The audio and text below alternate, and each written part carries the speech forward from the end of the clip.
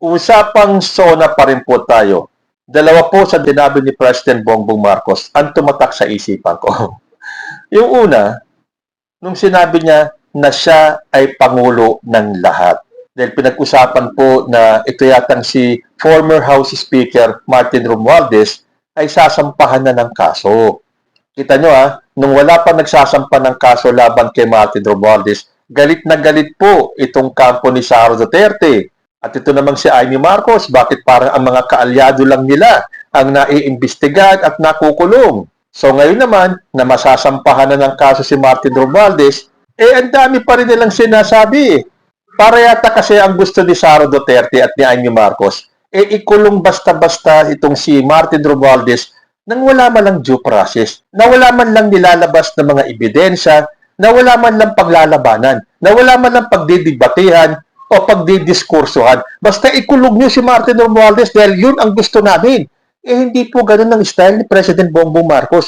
Kailangan dumaan sa pagdilitis. Ngayon, handa naman si Martin Romualdez na harapin yung kanyang kaso. Pero bakit ngayon? Parang hindi pa rin naniniwala itong si Sara Duterte at si Amy Marcos. Kasi sinabi nga ni President Bongbong Marcos, hindi siya presidente ng kanyang pamilya. Ito po ang kanyang sinabi. Hindi ako pangulo ng aking pamilya. Hindi ako pangulo ng aking kaibigan.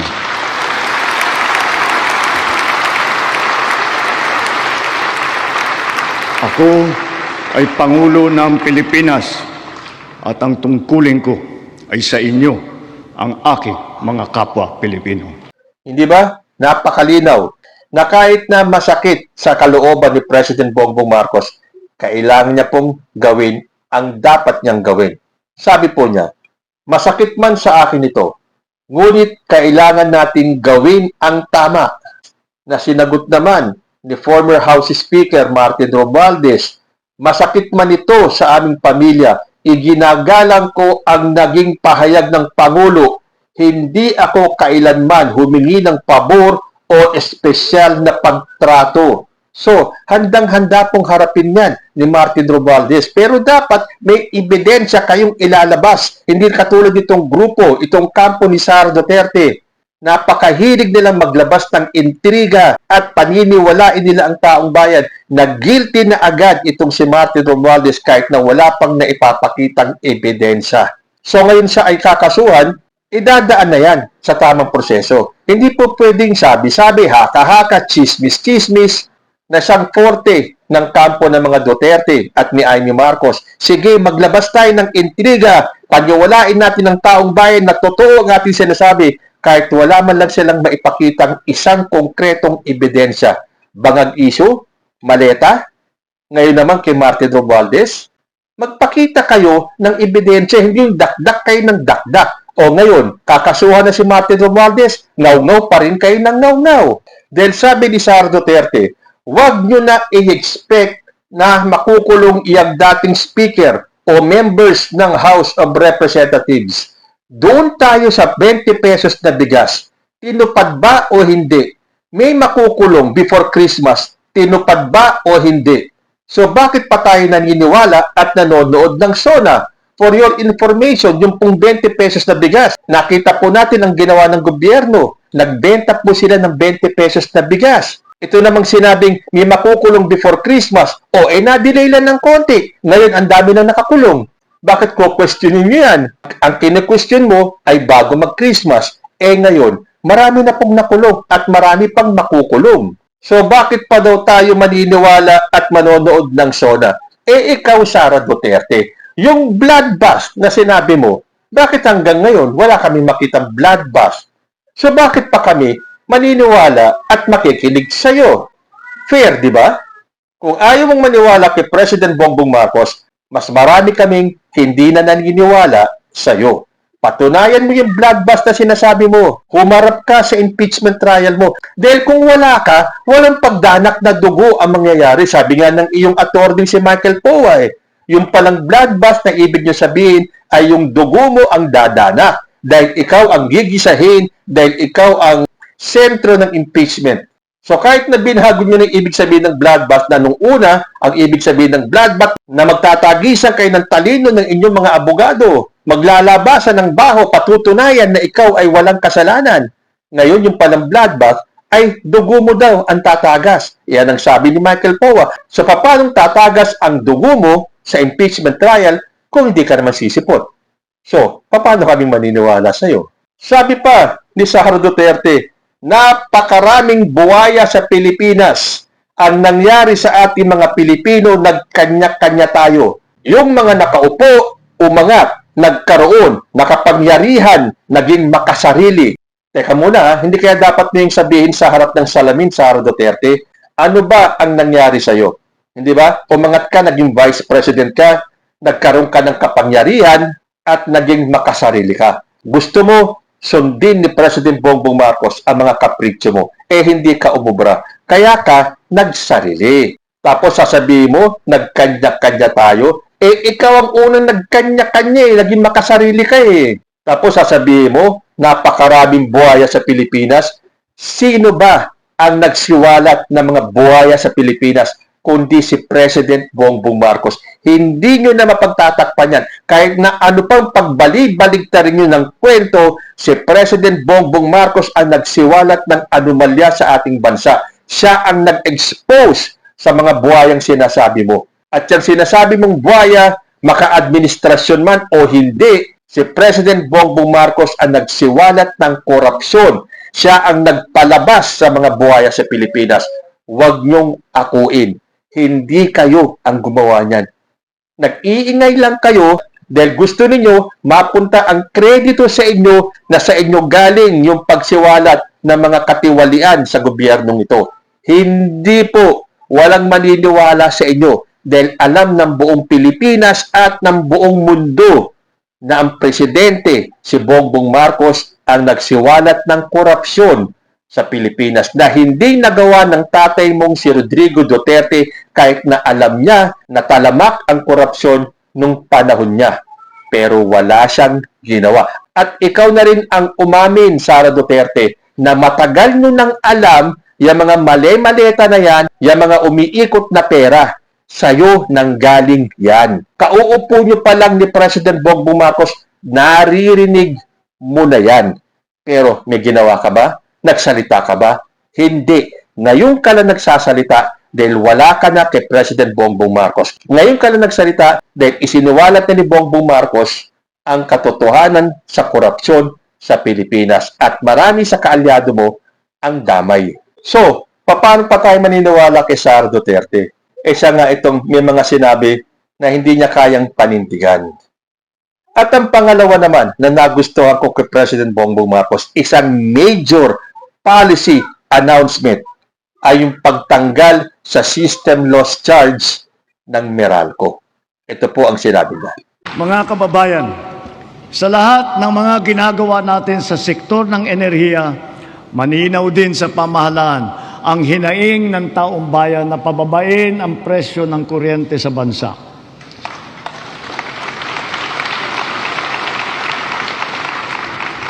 Unang-una, upang maging simple, madali at abot kaya ang pagpapakabit ng solar panel at battery storage system sa kanilang mga bahay, hinihiling ko ang tulong ng Kongreso na maipasa na ang Sariling Kuryente Act.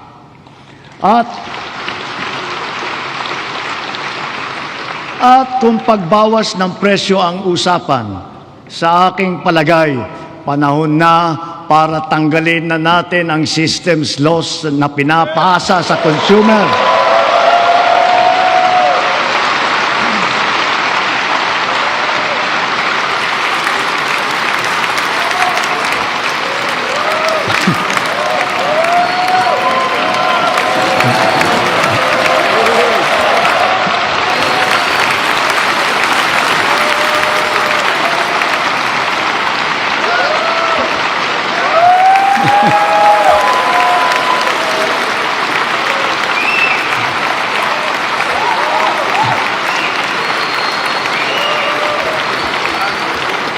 Pinapasa ito sa consumer at kinakarga sa bill na pinapatungan pa ng value-added tax. Hindi naman kasalanan ng consumer kung bakit nagkaroon ng systems loss. Kaya hindi naman tama na kailangan sila pa ang pagbabayarin dito.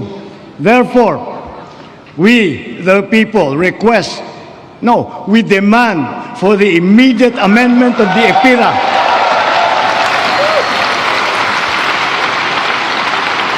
and to prohibit charging systems laws against consumers, including the value-added tax thereon.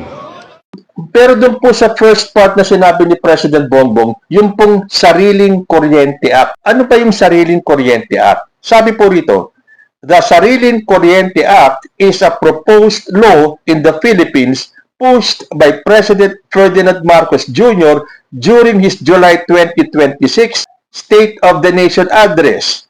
It aims to make the installation of rooftop solar panels and home battery storage systems simple, easy, and affordable for Filipino families. Dahil nga sa sobrang pagtaas ng kuryente, hindi nga ba't marami na ang nagpapakabit ng solar para man lang makabawas sa kanilang electric bills? So ngayon po, isinusulong niya ni President Bongbong Marcos na ipasa ng Kongreso yung Sariling Kuryente Act. Para kung gusto mong magpakabit ng solar, edi magpakabit ka. Kung sa tingin mo mas makakatipid kayo ng kuryente, edi okay. Dahil nga sa walang katapusang pagtaas ng kuryente. At kaya po umaangal tayo mga Pilipino ay dahil dyan sa system loss. Mantakin ninyo, tayo ang nagbabayad dun sa mga kuryenteng nawawala ng Meralco. Bakit nila ipapasa sa atin? Anong kinalaman natin? Hindi ba dapat sila magpakalat sila ng kanilang mga espiya para matuntun nila kung sino yung mga nagkakabit ng jumper, kung sino ang mga nagnanakaw ng kuryente. Hindi yung tayo ang pahihirapan. So tama po yan ginawa ni President Bongbong Marcos. Dapat maaprubahan kagad yan at dapat mapanagot ang mga electricity companies tulad ng Meralco. It is about time. Pero teka muna, magandang balita po yan para sa ating lahat yan. Kahit na anong kulay mo, kahit na anong partido mo, pro-BBM ka, anti-BBM ka, pro-Duterte ka, pro-Leni ka, o kung anuman. Pero, may narinig ba tayong komento galing sa mga Sara Duterte senators? Ano kaya ang masasabi ni Amy Marcos dito, ni Robin Padilla, ni Sara Duterte? Bakit wala kayong komento dyan? Dahil wala kayong masilip na butas sa gagawin ni President Bongbong Marcos? Selective kayong masyado. Masyado kayong mga plastic. So, titignan po natin. Sabi nga ni President Bongbong, siya ay Pangulo ng lahat ng Pilipino. Pero may banat pa rin po dyan si Alan Peter Cayetano. Ito kaya kasama sa kanyang anti-SONA speech. Sabi niya kasi, it is worth yung palakpak na binigay sa kanya. But can we add, the President is also not only the President of the administration, he is also the President of the opposition. O totoo naman eh. Di ba sinabi na nga ni President Bongbong, hindi ka ba nakikinig Alan Cayetano? Ang sinabi niya, ako ay Pangulo ng Pilipinas at ang tungkulin ko ay sa inyo, ang aking kapwa ko Pilipino. Unless, hindi kayo mga Pilipino. Sinabi na nga niya eh, hindi siya Pangulo ng kanyang pamilya o Pangulo ng kanyang kaibigan. Siya ay Pangulo nating lahat. Tanggapin niyo man o hindi, siya po ang Pangulo ng Pilipinas. At syempre, kasama kayo dyan. Hindi lang naman siya Pangulo ng administrasyon. Pangulo din siya ng oposisyon. Lahat tayo. Ang gusto nyo kasi, nasang-ayunan ni President Bongbong Marcos, yung mga gusto nyo mangyari kahit na taliwas na at mali na at hindi makakabuti sa Pilipinas. Yung inyong mga makasariling intensyon, lahat kayong mga Sara Duterte senators, puro pansarili lang ang iniisip nyo, hindi para sa buong Pilipinas. So, paano nyo i-expect si President Bongbong Marcos na paboran yung gusto nyo mangyari? But then again, ano ba ang aasahan namin sa inyong mga Duterte senators? Hindi ba't sinabi ni Robin Padilla na ang trabaho nyong mga minority bloc o ng Duterte bloc o ng opposition bloc ay mag-oppose ng mag-oppose? Yun lang. So, may aasahan ba kami sa inyo? Napapabor kayo kay President Bongbong Marcos? Lahat ng ginawa, sinabi at gagawin pa ng ating Pangulo, hindi naman kayo pumapabor. So, gusto nyo maging outcast? Pinili nyo yan eh. Pangatawanan ninyo yan. So, aabangan po natin kung ano ang mangyayari dito sa mga sinabi ni President Bongbong Marcos. Makasuhan na nga kaya si Martin Romualdez na dapat lang, lalo na kung may nakita silang probable cause para kasuhan at para naman dumaan sa due process para maglabasan ng ebidensya. Hindi puro chismis at intriga na pinapakalat ng mga DDS. At itong system loss na to, hintayin po natin. Sumang-ayon naman kaya ang Meralco sa panukala ni President Bongbong Marcos? Kayo po, ano ang masasabi ninyo? Comment lang po down below and I will see you in my next video. Diyos ti Agnina.